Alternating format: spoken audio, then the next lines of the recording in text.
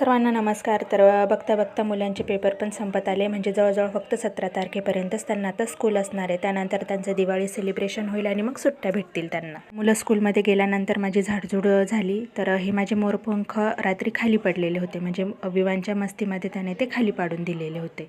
तर हे मोरपंख रोज सकाळी आमच्या मळ्यामध्ये पडलेलेच असतात.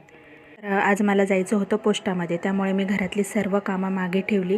कारण ती कामं जर मी करत बसली तर माझं बाहेरचे काम तसंच राहून जाईल. तर ही मी घरामध्ये दोडक्याची भाजी बनवलेली होती हरभरा डाळ टाकून मुलांसाठी.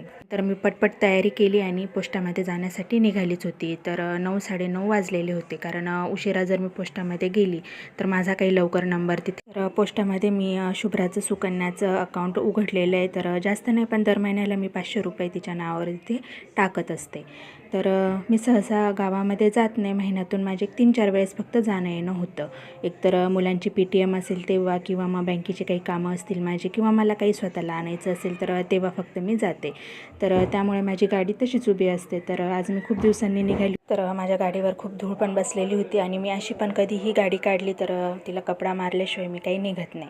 तर गाडी मी छान पुसून वगैरे घेतली आणि त्यानंतर मी गेली गावामध्ये. तर इथून मला जाण्यासाठी गावामध्ये फक्त 7-1 मिनटं लागतात. तेही गाडीवर. पायी गेलं तर मग अर्धा तास धरूनच घ्यायचं. पण बरं असतं ना, कुणाच्या भरोशावर राहत नाही माणूस. आपली कामं आपण स्वतः करतो. तर दिंडोरीमध्ये एक सोमवार जर सोडला ना तर इतर दिवशी इतकी गर्दी असते प्रचंड. कारण दिंडोरी हा एक तालुका आहे आणि त्यामुळे मग आजूबाजूच्या गावातले सर्व लोक इथेच येतात बाजार वगैरे भरवण्यासाठी. तर हे बघा, पोस्टामध्ये पण इतकी गर्दी आहे. बरं झालं लवकरच आली मी. पटकन नंबर लागला गेला माझा आणि कामं पण होऊन गेली पटकन. येता येता मी मुलांसाठी फक्त कॅडबरीज आणल्या. तर भेटूया पुढील ब्लॉगमध्ये. बाय.